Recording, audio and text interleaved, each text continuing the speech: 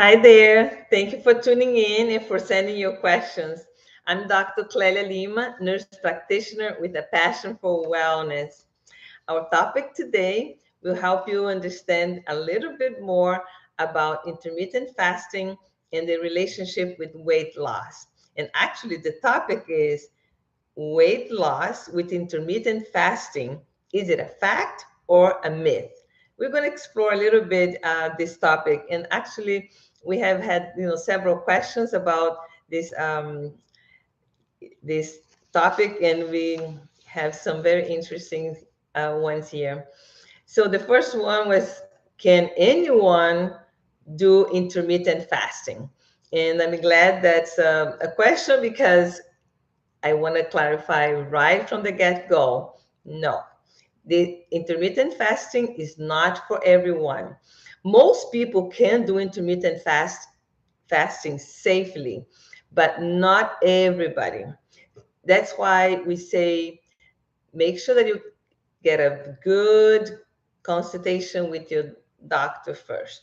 Your healthcare practitioner should be able to guide you through the whole process of intermittent fasting and help you understand the risks and benefits.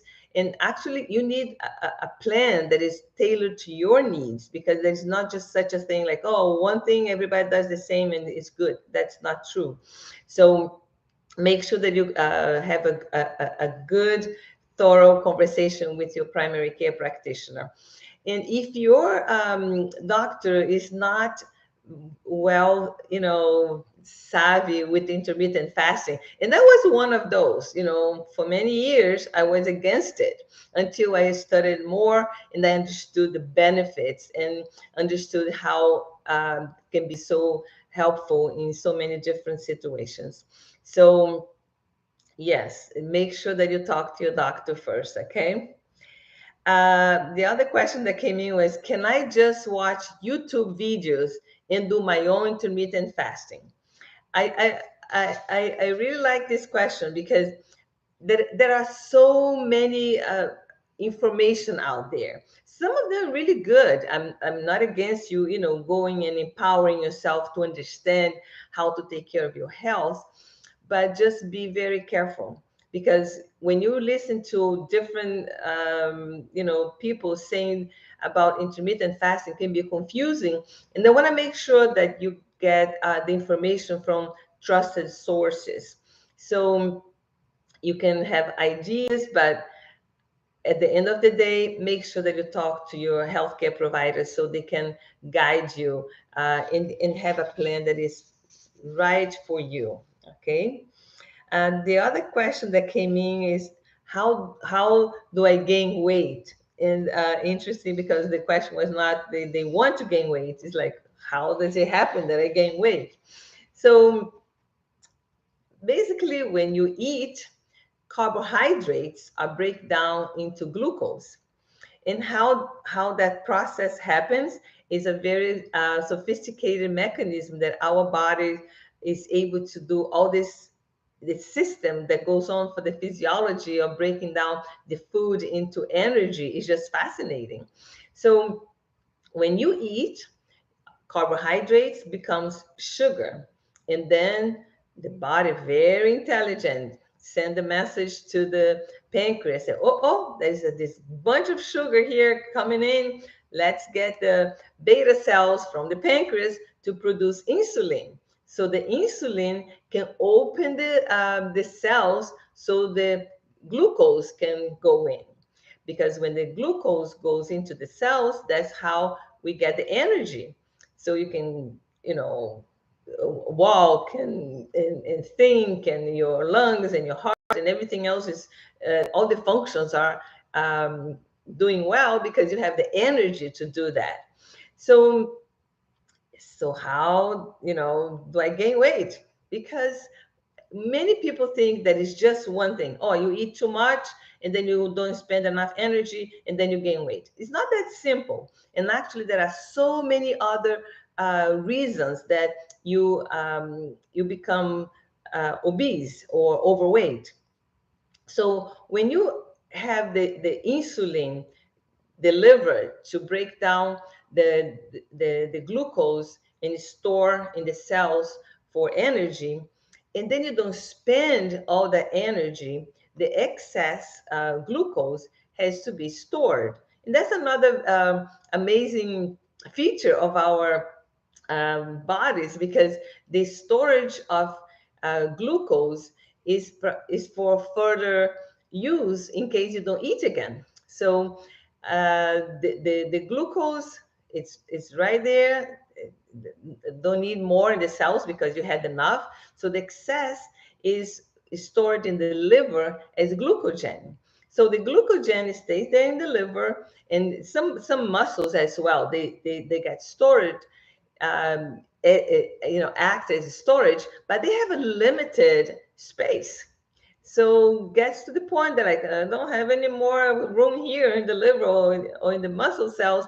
We have to get all this excess sugar and store some other place. So that's when this excess glucose becomes stored on the fat tissues as fatty acids. So the whole process of transforming these in fatty acids and stored in the fat cells, it's just to preserve life, just in case you need to, get hold of this energy for the future in case you don't eat. But then before you have a chance to spend those stored, energy, you eat again, and then you eat again, and you eat again, and you never have a chance to use all the storage energy. So as you keep more and more fatty acids production and storage on the fatty cells, what happened? You gain weight. So there are so many things that go in this whole process, but basically is the way you store the excess glucose. So the other thing that is very interesting is the role of insulin. As we spoke last week about, the insulin being produced by the beta cells in the pancreas as a way to open the door of the cells so the glucose can go in.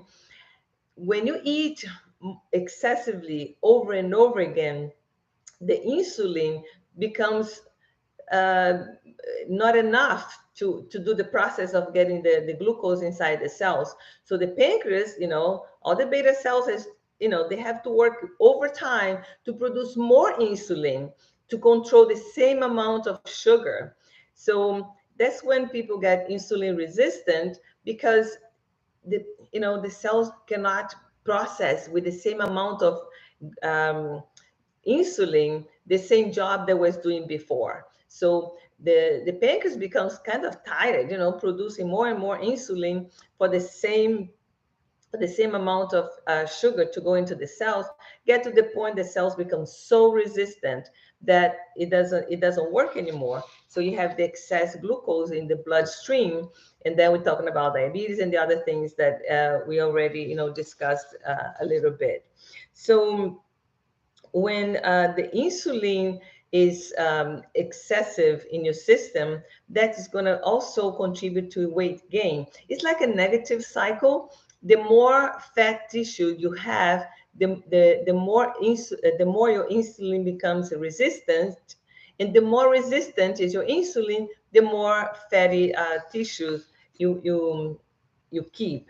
So it's a negative proposition right there, because one way or the other it's not beneficial for you.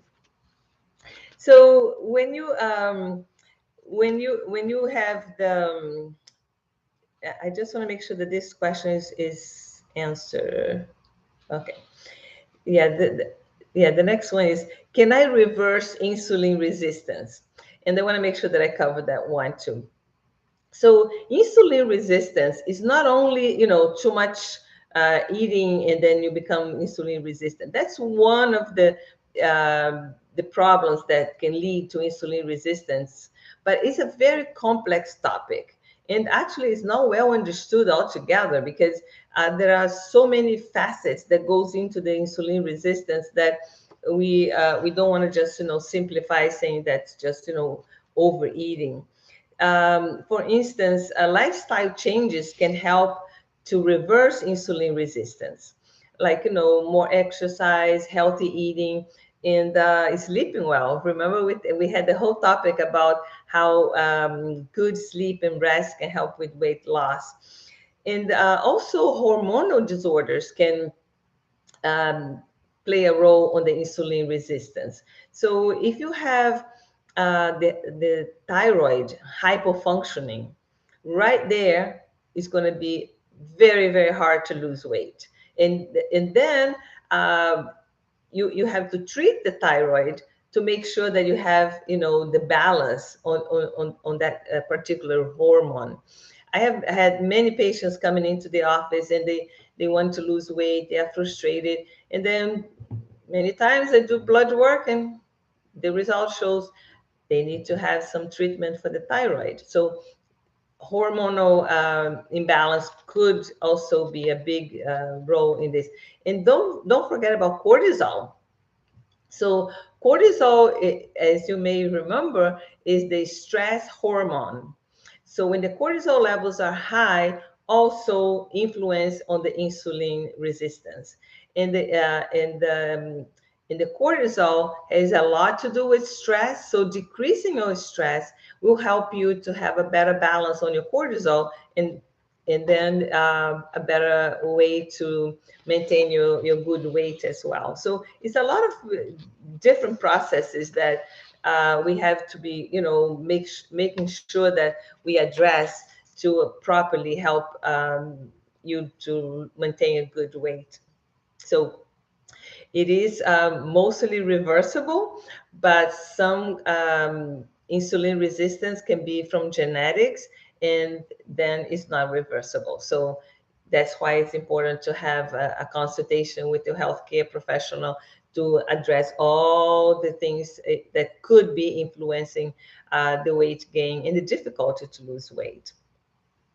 The other question that came in was how intermittent fasting helped to get rid of the fat. So when you fast, your it's just a very intricate process, right? When you fast, your glucose levels are low, right? Because you're not eating. So if you're not putting any food in your body, no carbohydrates, nothing to become sugar, your sugar levels, what happened? Go down, right? So the body, very smart, tells the pancreas, instead of producing insulin from the beta cells, they don't need to produce insulin. There is no sugar to break down. So the beta cells becomes very quiet, and they don't produce any insulin. And then the alpha cells say, oh, it's time to produce glucagon, because the glucagon is going to send a message to the liver, and it's going to tell liver, all this glucogen that you have stored there, it's time to use it for energy, because this person didn't eat anything for so many hours. I don't have any storage of glucose here. You go ahead and get the energy this person needs. So the glucagon tells the liver, get all this glucogen transforming energy, and then you have all the energy you need. But then if you continue the fasting, and then it's more prolonged, and then there is no more glucogen to transforming energy, and then the body, very smart, they have another process that will be good for your goal of losing weight, because then they're going to say, oh, it's time to get all that fatty acid to get the whole process going, and then use the fat, the storage in the fat cells, for energy. So when you have the fatty acids, going all the way and getting the fat for energy, because there is nothing else to draw from, you start losing weight. So if you each person is different, because many people ask how many hours to get through this process. Depends. Each person might get, to that phase sooner than others. But basically, we need at least 14, 16 hours to start, this whole process. Ideally, 18 hours fasting will, get some good benefit. But it's just fascinating how the body can, actually, it's like, reversing engines. Instead of getting glucose for energy, get energy from fat. And there's another question here: what kind of fasting is best for weight loss? So depends on your condition and your motivation as well, because many people want to have, like, one formula fits all, and that's not how it goes. Because if you have health issues, that you take medication, that you need, to balance other areas of your health, it's going to be a different approach. But basically, the main thing, the first number one is to drink water. Because if you're not drinking enough water, you should not start any attempt on fasting, because you need to hydrate your cells really well when you are not eating, because then you can have other metabolic dysfunction that it's not advisable at all. So at least 8 to 10 cups of water a day, but I would say close to a gallon. Oh my gosh, a gallon. Well, okay, little by little, okay? Drink your water, at least 3 liters of water, and in go, little by little, because if you're not used to, you have to get your body to accept, this increase of hydration. And then avoid sugar as a whole. Carbohydrates become sugar as well. So just watch, so you can choose high complex carbohydrates, so you have all the good nutrition, not only simple carbs that sometimes it's just empty calories, right? So um, preparing yourself to get used to, the longer period of fasting is very important, and that you do little by little. And I'm going to link the video from last week, because we went, through all the details about, the different kinds of windows to eat. So the other thing is, you have to be happy doing what you're doing. Because it's not sustainable if you're miserable, if you feel like, oh, I don't like it, I'm hungry. It doesn't work, because when you're doing the right way, you should not feel hungry. You should have more energy, actually, more focus, more outlook. Life is better, because you're seeing results, and you can do long term, because this is not just a one thing that you do and you don't do anymore. This is a lifestyle. So it's important to start slow and go little by little, and then progress. So, and also, again, I say, talk to your doctor about it. Your healthcare practitioner should be able to guide you through the different approaches. And you should be, doing really well with good results. So it is a fact that you can lose weight with intermittent fasting, but it's very important to find out which kind of fasting are you gonna choose for yourself, and that's healthy for you. I have a good friend of mine, a cardiologist, that he does, very long fasting, like for days. It depends on how much weight you need to lose too. If you need to lose, 10 pounds, is different than if you need to lose 50 pounds or 100 pounds. So, but, personally, the maximum that I recommend is 36 hours fasting. But most people can do well with the 24-hour fasting a couple of times a week. That's one meal a day. And for weight loss, if you don't need to lose weight, it's just for health. And we have seen many health benefits. That would be not necessary to have, so many days with the 24-hour fasting. But the bottom line is, you're going to feel great when you do it. You don't feel hungry. You don't feel sluggish or anything. You just feel excellent, better than usual, because your energy is going to be higher and you're going to be happy doing that. So I want to make sure that you get the good medical advice. If you are in Florida, I can help you with the intermittent fasting program. If you are in another state or another place, you can always find somebody that can help you. And that's all for today. I see you next Tuesday for our live Q&A. Please subscribe to my channel, like my videos, and share with your friends. Keep moving towards your best self. Be healthy and feel well.